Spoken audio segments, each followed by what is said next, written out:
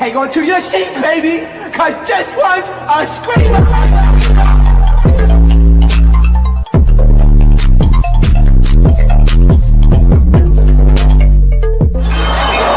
Are you not entertained? Are you not entertained? Are you not entertained? On Entertain, so time come to y'all with another video. Welcome to Evan Entertains, where we talk and discuss other type of shows and topics that we don't cover over there on Evan Entertainment. You already know what to do. Hit that like button, hype up the video, subscribe if you haven't to this channel. Okay, this reunion was so funny because you could tell some of the cast just don't like each other, but they're not willing to say it up front with their chest. And that's what to me is so frustrating about Beverly Hills. It's like they want to say something so badly, but they're trying everything in their power not to, so they don't look bad and offend anybody. Okay, the reunion started off with them, coming onto the stage and stuff. Y'all already did a video on the looks. I told y'all this year the looks are like underwhelming as hell. The way that the women are dressed, you know what I'm saying? Like, but Beverly Hills has never been known for them to like come out and serve like the best fashion. So it's not like we're expecting a whole lot from the girlies, if we're gonna be honest. Okay. So the reunion starts off with also Dorit passing by Kyle and Erica, and Kyle is looking at her with like the evil eye. Okay. Bro, what Housewives franchise said? She said she gave me the evil eye. Listen, Kyle cannot hide her hate for Dorit. I don't care what nobody says. The way that she looks at her, people like that scare me. People like that scare the hell out of me. You'll be friends with them for like a minute, or like you think that they're your friend. Whole time they have the biggest evil eye on you, and they want you to fail and they want you to fall flat on your face. Like that scares the living crap out of me. Like the way she was looking at her, I was just like, wow, you really hate this lady, as if like she slept with Maurice or something. All right, so y'all know how Andy do. He gets into like, the pleasantries and, oh, how's everybody doing and all of that. And then one of the first packages we start off with is Erica's package. This package to me was frustrating. First of all, the intro was hilarious. They're gonna say, with a man in prison and her a lawsuit, $25 million, Erica's going through so much. I said, damn. Whoever's doing the production clearly thinks Erica's a joke. It clearly is laughing in this lady's face, because like that to me was crazy. For y'all to write that about that lady is so funny to me. I feel like this package showed us that we didn't see nothing in Erica's life. We didn't barely see who she's dating. The whole situation with the Tom thing is what we were told with the stuff she went through. And then we got the DV situation with this guy who we don't know exactly who it is, but a lot of people online have put two and two together and have confirmed who it is. We didn't see nothing with the DJ career. So it's sort of like we're literally seeing what should have been her storyline now, which is frustrating. And this is why Beverly Hills sucks, because y'all don't really show and open up like y'all really do, like these other housewife franchises do. It's kind of sad, to be honest, because they probably get paid way more than these other franchises, but they're not opening up at all. Okay, so Erica started being asked about her situation with Tom. She said she would kind of front her support for Tom, and Tom really wasn't there for her a lot. Says that when she was interviewing for the show, Tom was like, honey, you're not gonna get the job. And she ended up getting the job, which she felt like she only got it kind of in spite of him. She felt like she wasn't supported 100%, and the support may have been kind of fake. She was being mansplained in the relationship, so on and so forth, which we could kind of peep. I remember when they had that dinner, I think it was season 5, where Eileen, I think, was there, or like, I forget who, but Catherine. It was season 6. When Catherine and one of them had interrupted Tom, and Tom was like, excuse me, I'm talking. I said, oh, that's when we could kind of see like, okay, this is the old bitter man. You get what I'm saying? Like, he not no little nice old man that like, eats grandma cookies and, it's just your everyday lawyer. Like, this man is like, he don't play around. And that's what we could kind of peep who he was, I feel like, was from that season and from that specific scene. So I wasn't really surprised when she started saying that. She did talk about like her DV situation. She said that she only said it because Denise said it. Not to downplay that situation, but I also feel like she used it as a form of a storyline, which there's nothing wrong with that because I do feel like stories like that do need to get told on television. But I do feel like she would have said it anyways had Denise not been there. So I kind of hate how she said that because I don't, in my opinion, I don't think that's true. I feel like she would have said it regardless because once again, this season, Erica did not have much of a story, like at all. Which, by the way, y'all, I'm doing the uncensored extended version, so I might be going a little bit out of order. That's why I started off with Erica's part first. I know Rachel's was first, of course. We get to Rachel's package, which to me was extremely short. Am I the only one that feel like Rachel does not interest me on this show? Like, I don't know. It's just like the whole yeah thing. It's just like I don't know. Amanda too, babes. You're yeah too. I don't know. It's just like it's not she doesn't fit in the group. Her story to me does not it does not interest me in the group because there's already so many storylines on this show that's already divorce centered. So to add another divorce centered storyline, was that really smart on production's end? I mean, let's really be honest. Let's talk about it. Kyle hasn't gotten a divorce yet, but like they're separated. Dorit's getting a divorce. Uh Freaking Erica got a divorce. Sutton just changed her name from the divorce. Like it's just like it's too many divorce and this is Housewives. Like, am I crazy for thinking that? Like, I don't know. Like, I don't think she's a bad person. I just feel like she sort of holds back a little bit too when it comes to how she feels about some of the girls. And I kind of wish she would stop doing that because I think it would make her more interesting if she was a lot more bold of how she felt. Like it's as if she's trying to like not step on toes. I can tell Rachel does not like Kyle, straight up. I don't think she likes her. I think she sees that Kyle is not a girl's girl, and I don't think that she would pick a Kyle side over Dorit. I think she sees where Dorit is coming from, and she sympathizes with Dorit, but she does not, to me, vocalize that enough. And I wish that she would, because it would make things a lot more interesting. She said a lot of things when it comes to her and her husband's separation was left out, or it was a lot worse than what we saw. And I'm like, great. So, more things that we didn't see, and we got fed the boring television for nothing. Thanks. Great. We love to hear it. You get what I'm saying? Like, editors, y'all might want to leave stuff like that out because it just makes the viewers a lot more disappointed knowing that we could have seen a lot more interesting things, or like we didn't see the whole, you know, situation, the whole scope of things. For instance, Dorit going missing to take a cig break. That could have been left in there. I would have liked to know that because it didn't make sense how Kyle was calling her sporadic and all over the place. And we didn't know that she used to go missing as if, she's an orphan. You get what I'm saying? That would have been interesting to leave in there, to be honest. Just saying. Okay.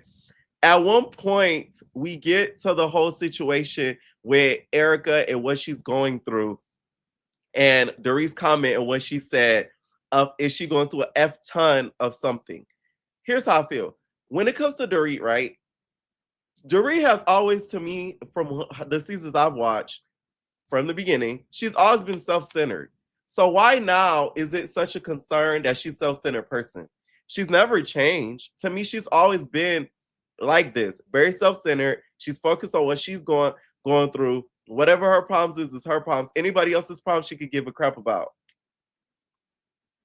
That's how I've always seen Dorit. So I don't know why not all of a sudden it's like, oh my God, you're so selfish. And it's like, no, babes, she's been like that.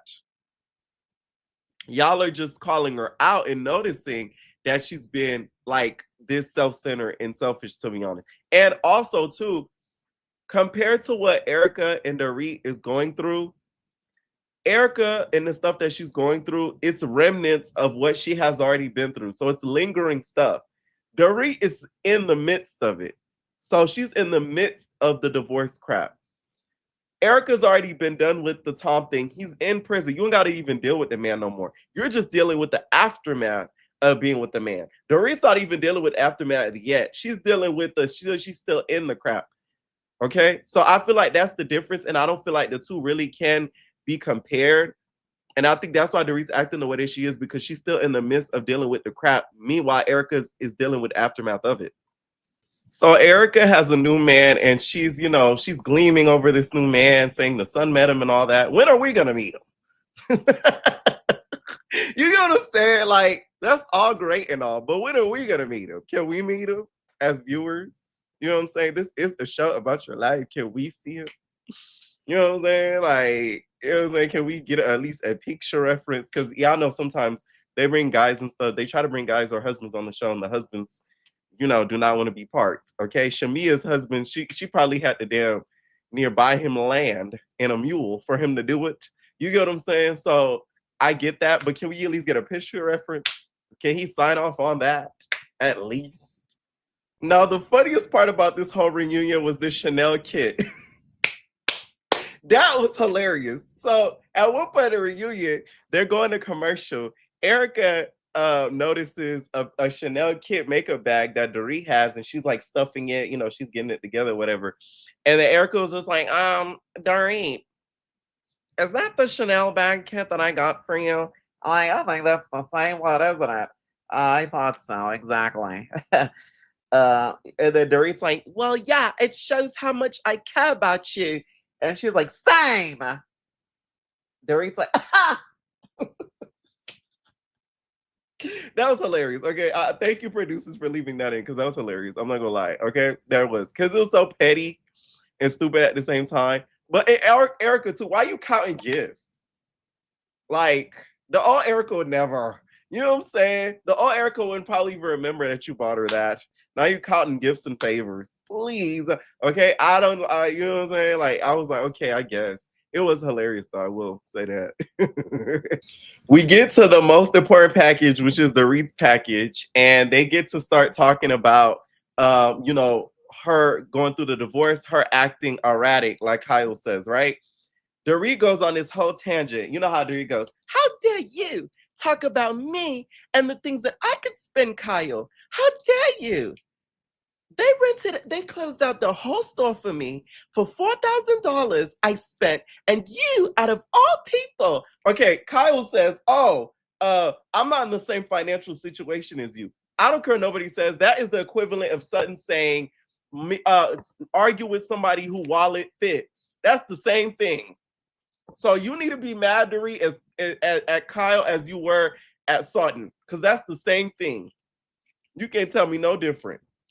I wanted Sutton to speak up so bad, and Sutton be like, when I said it was a problem. I'm just saying, Kyle, I don't want to throw you under the bus, but that's the same thing I said. She need to argue with somebody whose wallet fits. Like, I wanted Sutton to speak up so bad. Sutton, that was your opportunity, babe. You could have hopped into it, but you didn't. They started talking about PK and Mo meeting up. To me, that was PK and Mo relationship, and Dorit meeting up with Mo. I'm sorry. That to me was a waste of time. Anybody could have told Dorit not to do that. Like, that was idiotic for her to go and meet up with this man, knowing damn well Mo is like a man's man. That is a man's man to the day he died. You could tell that 100%. And they start talking about the home situation and her finances.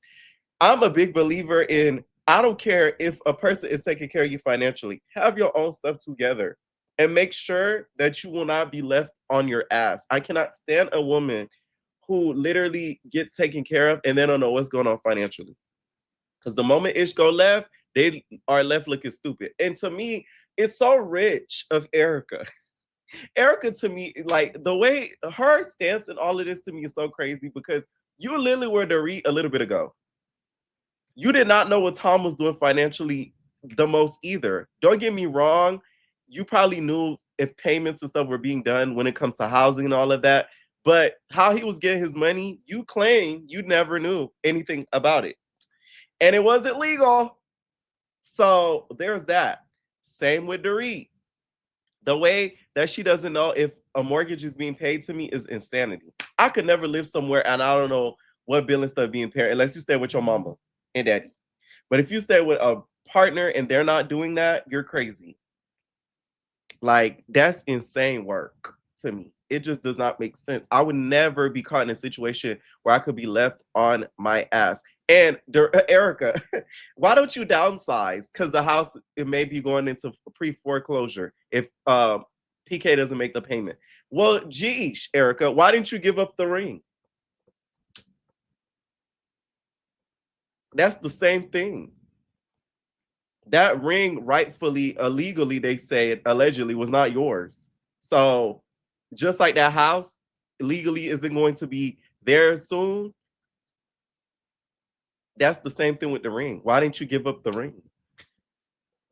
This is what I'm talking about, Erica. It's so rich of her to have all this like judgment on Dorit. Like, it's, to me, that is insane. Don't get me wrong, Dorit is not smart when it comes to PK and the finances. I think that's like extremely dumb. She needs to stop trusting in anything that he's telling her. This is why I believe what happened when Garcelle said when it came to the break-in. Yeah, I ain't even gonna say it, but y'all know what I'm saying. Uh-huh. That's why when Garcelle said what she said, I agreed with her. And the girlies was so mad at Garcelle. Oh my God, how dare you? And then years later, we saw what happened when it came to Wendy. But that was so off the Richter scale that that couldn't have happened either in Beverly Hills. But what Jocelyn said, I'm gonna let you keep living it up, not paying your taxes. I love the fact that Dorit G checked Kyle so hard. She said, what you were doing is making me look bad and all that to PK. And she was like, I hope when you going through your divorce proceedings with Maurice that he does not put you through some of the same stuff that she's putting me through, that Mo put me through. Now I said, oh, that ate Kyle up so bad she couldn't even respond because she knows it's true.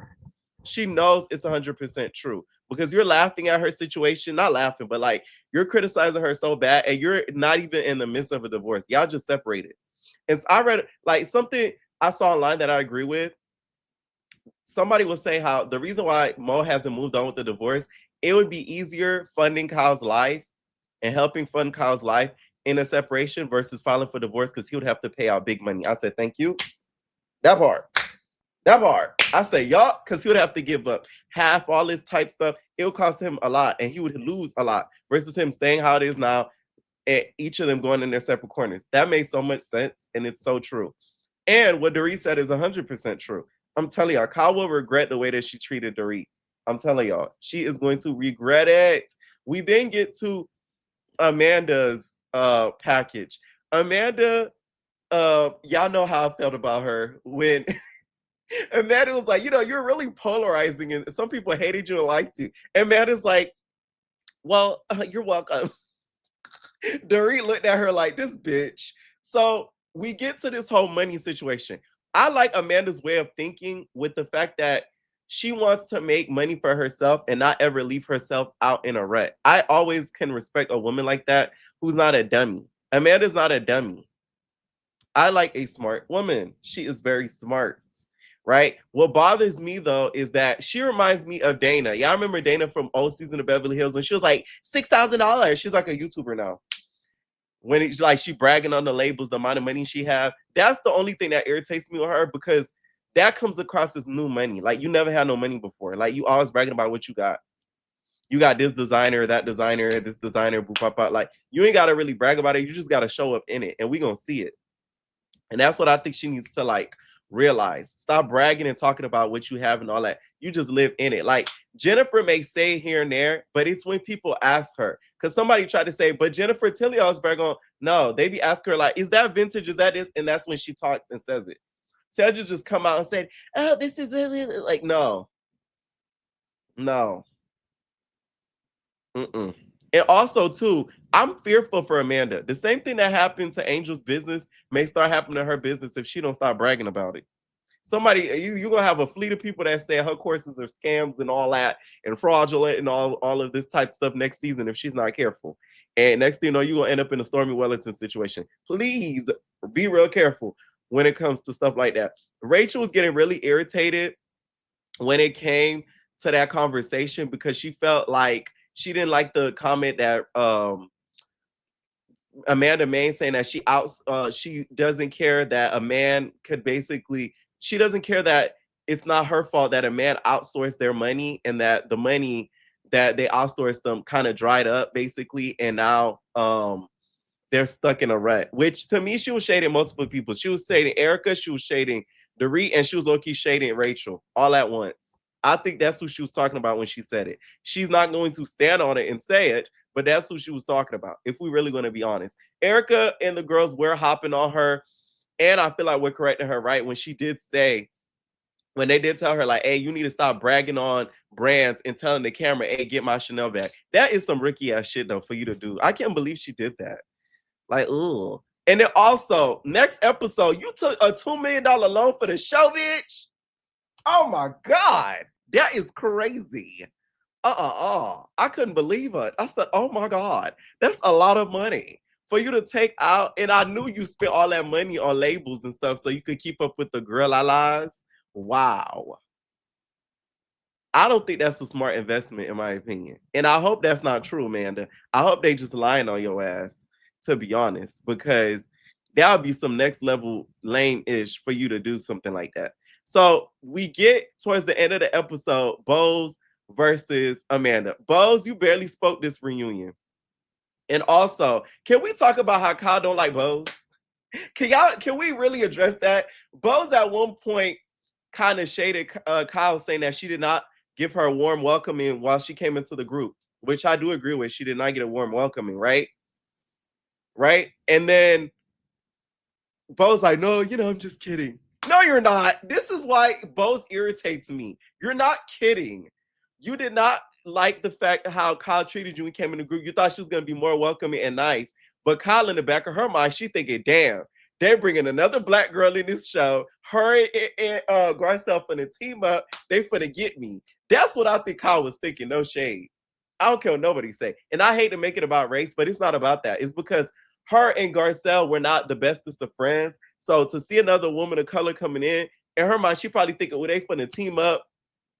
They're gonna form their own crew and their own thing with freaking Sutton. It's a wrap for me. But then she started teaming up with Dorit, which to me made it's even worse because that's who she was really hating on last season. So it's like that's already put like a cloud of judgment over her mind to you. So she did not treat you the best. So let's not say I'm kidding. No, you're not kidding. You really felt that way. Just stand on that. Like that's the stuff I don't get like with Bose. Sheila Punani when it comes to some of the girls, and you need to stop. You're a pussy, okay? When it comes to some of the girls, you were not joking. And y'all, I don't know if it's the producers or something, but Bose, they just called you a liar. Okay? You just called a liar by the producers. Because when they showed that throwback and that flashback of you saying that your business did not make any money, you did say that. And they flash back to you saying that. So why did you just lie about it instead of admitting it? So that way you didn't look foolish. That to me in itself was not smart, especially if you were caught on camera. And what's worse is she said, I did not say that. It was not on camera. They would show it and then they show it. I said, well, Amanda wins that argument. You should have left that one alone, Bose. But I do get Bose's point. Her doing that is not for money. It's to give back, which I'm like, okay, I'm going to look up Bose's thing. Sorry, Amanda, but I read some of the reviews on your stuff, and it's too like, it is to me, I do look at it a little bit as foo-foo. Bose's side, though, I'm trying to look into it because I do like the fact that she teaches you how to do boardroom representation, how to get a raise, like how to ask for a raise and stuff like that. Like I want to look into getting her course. I like that more, to be honest, because it's more useful. Okay. And that kind of ended off the episode. Let me know what y'all think down below. I will be recapping 3 parts. Stay tuned for the Bravo Town Hall. I am going to be dropping that soon. And we're out, babies.